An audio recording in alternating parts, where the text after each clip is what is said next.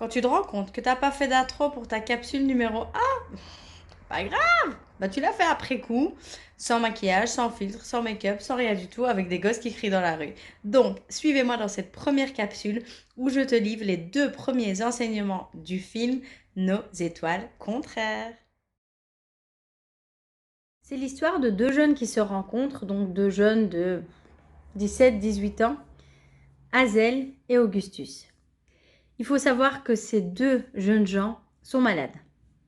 Ils ont même plus qu'une maladie puisqu'ils ont une épée de Damoclès au-dessus de la tête. Ils savent qu'à tout moment, la maladie peut les emporter. Et là, je fais un rapprochement avec certains de mes coachés qui sont dans le cas, mais qui se battent dur comme fer. Ils savent qu'ils ont des maladies très graves, des maladies qui à tout moment peuvent faire en sorte qu'ils disparaissent de cette surface terre. Ils s'accrochent, ils montent des projets et ce sont des exemples merveilleux. Et donc ces 2 jeunes, face à cette maladie, ils ont au départ tous les 2 un comportement différent. Au départ, il y en a un qui s'accroche et qui mord la vie à pleines dents et qui, justement, parce qu'il ne sait pas combien de temps il lui reste à vivre, il veut en profiter à fond et il veut en sucer la moelle. Là, je prends une réplique du Cercle des poètes disparus avec le fameux Carpe diem, sucer la moelle de la vie. Et l'autre qui se dit que de toute façon, elle va mourir. À quoi ça servirait de faire des choses, de s'investir ou peut-être d'aimer? Et donc la première notion pour moi qui est primordiale et importante dans ce film, c'est le temps. Et la valeur que tu donnes à ton temps. Est-ce que quelqu'un qui sait qu'il va mourir à moyen ou long terme devrait accorder plus de valeur au temps et à sa vie que quelqu'un qui sait qu'il va mourir un petit peu comme tout le monde, mais il ne sait pas quand? La valeur que vous donnez au temps, mes amis, c'est aussi la valeur que vous vous donnez à vous-même. Quand tu te dis, et c'est l'enseignement, ou en tous les cas un des enseignements principaux que je retire de ce film, tu te dis qu'à tout moment, tu peux partir. À tout moment, tu peux regretter ta vie. À tout moment, tout peut s'arrêter. Et à tout moment, tu peux laisser le champ de bataille comme il était en fait. La préciosité du temps, mes amis. Cette horloge-là, j'en ai toujours moi tout plein, qui fait tic-tac, tic-tac, tic-tac. Ça doit juste vous rappeler que ce temps est précieux, que vous devez le valoriser et que vous ne devez plus le gaspiller.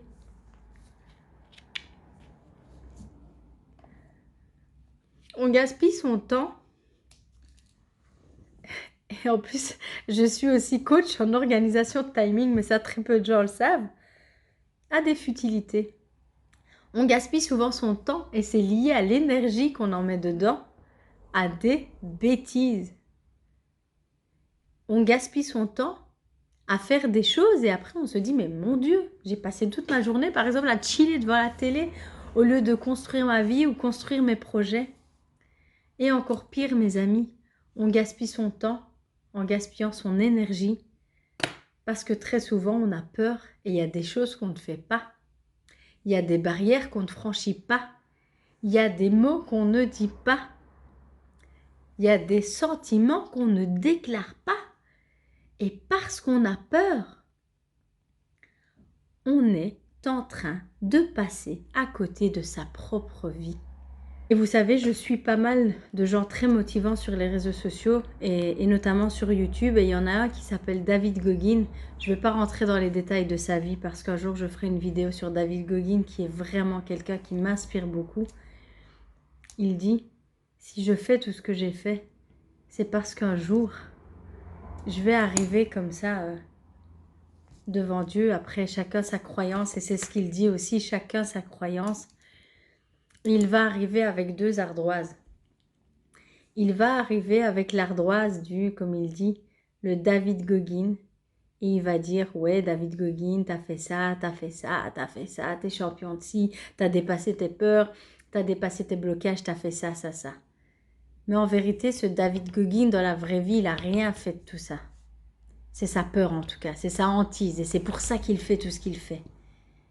Et il dit, quand je vais dire à Dieu que finalement, tout ce qui me dépeint là, c'est pas moi, puisque dans ma vie, j'ai pas fait tout ça, Dieu, il va me répondre, c'est la version de toi que tu aurais pu être si tu avais osé miser sur toutes tes capacités et abandonner toutes tes peurs. Et donc, mes amis, si ce temps, il est si précieux, je me le dis à moi, comme je vous le dis à vous, arrêtons d'être cons. Et désolé si j'en choque plus d'un, mais quand je vous dis arrêtons d'être cons, je me dis aussi à moi, arrête d'être conne. Foncez. Vos peurs, en vérité, ne sont que des blocages qui fait que le temps passe. Et si le temps passe, tout ce que tu aurais pu hypothétiquement vivre, eh ben tu ne le vivras pas juste parce que tu n'as pas osé. Et puis si tu oses, qu'est-ce qui va se passer? Au pire, ça ne se réalise pas. Mais tu sais que ça ne va pas se réaliser. Mais si tu tentes pas, tu ne sauras jamais. Et donc, mes amis, le temps et la valeur du temps, c'est le premier enseignement que je retire de ce film magistral. Ces 2 gamins, ils font des choses incroyables dans le film, alors que tous les 2, finalement, ils savent qu'ils vont mourir. Le temps et la valeur que tu donnes au temps.